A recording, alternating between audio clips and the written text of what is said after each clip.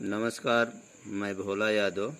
आज आपको क्लास 12 के केमिस्ट्री में बायो केमिस्ट्री शुरू करेंगे। बायो केमिस्ट्री में बच्चों आज हम लोग पढ़ेंगे कार्बोहाइड्रेट।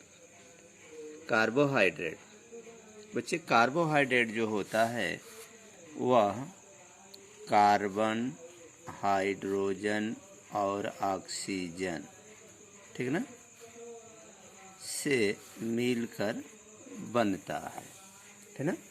कार्बोहाइड्रेट जो है वह कार्बन, हाइड्रोजन और ऑक्सीजन के संयोग से बनता है। कार्बोहाइड्रेट एक जैविक अणु है, ठीक ना, जैविक पदार्थ है, अर्थात कार्बोहाइड्रेट जीवों के लिए अति आवश्यक होता है। इसे एनर्जी फूड भी कहा जाता है।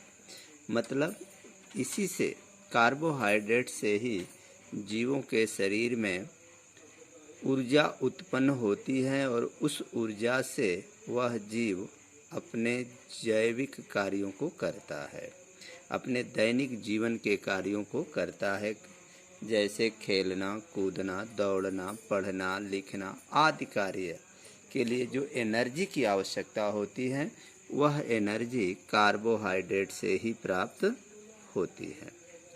प्रश्न पूछा जाता है जैविक पदार्थ, ठीक ना, तो उसमें आपका जैविक पदार्थ में कार्बोहाइड्रेट, प्रोटीन, वसा और विटामिन्स और खनिज लवण, ये 5 यौगिक जो हैं, तत्व जो हैं, यह जीव के लिए आवश्यक है।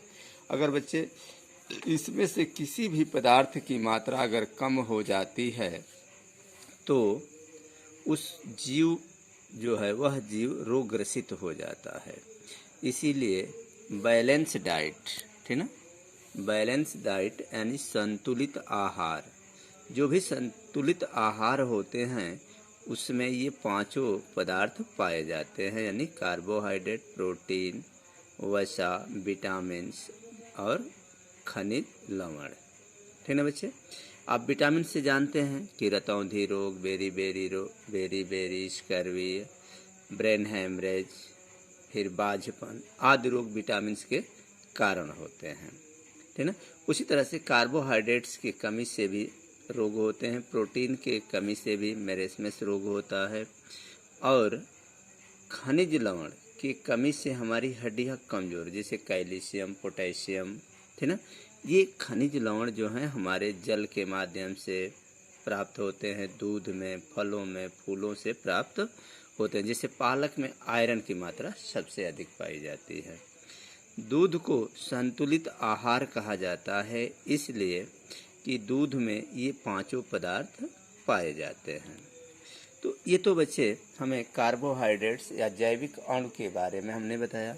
कार्बोहाइड्रेट्स के बारे में हमने बताया कि कार्बोहाइड्रेट्स कार्बन, हाइड्रोजन, ऑक्सीजन के संयोग से बनता है और इसका निर्माण जो है 70% भाग जो है कार्बोहाइड्रेट्स का पौधों में बनता है। जब पौधे सूर्य के प्रकाश में, थे ना, सूर्य के प्रकाश में कार्बन डाइऑक्साइड और जल के संयोग से ग्लूकोज बनाते हैं, C6H12O6 और 6O2 यानी ऑक्सीजन, ये गैस के रूप में रिलीज होती है बच्चे, ठीक ना। तो देखो यह होता है C6, ठीक है ना। तो इस तरह से ये जो हमारे होते हैं, यहाँ 12 रहेगा जल के अणु में, ठीक है ना, ये बनता है। और जब पौधे जिस विधि से कार्बोहाइड्रेट्स का निर्माण करते हैं उस विधि को कहा जाता है फोटोसिंथेसिस, ठीक है। क्या कहते हैं? फोटोसिंथेसिस, यानी हिंदी में कहते हैं प्रकाश संश्लेषण, ठीक है। प्रकाश संश्लेषण में पौधे जो है सूर्य के प्रकाश की उपस्थिति में जड़ के द्वारा जल को एब्जॉर्ब करते हैं, एटमॉस्फेयर से कार्बन डाइऑक्साइड प्राप्त करते हैं और अपना भोजन कार्बोहाइड्रेट्स यानी ग्लूकोज के रूप में प्राप्त करते हैं और ऑक्सीजन गैस रिलीज होती है।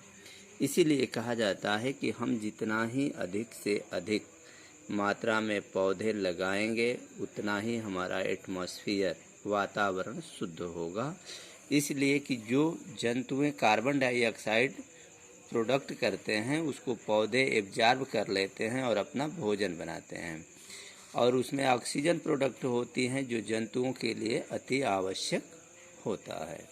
ठीक है, तो ये तो रहा कार्बोहाइड्रेट्स का परिचय। कार्बोहाइड्रेट्स जो है परिचय में और बताते बच्चे कि कार्बोहाइड्रेट्स जो है फल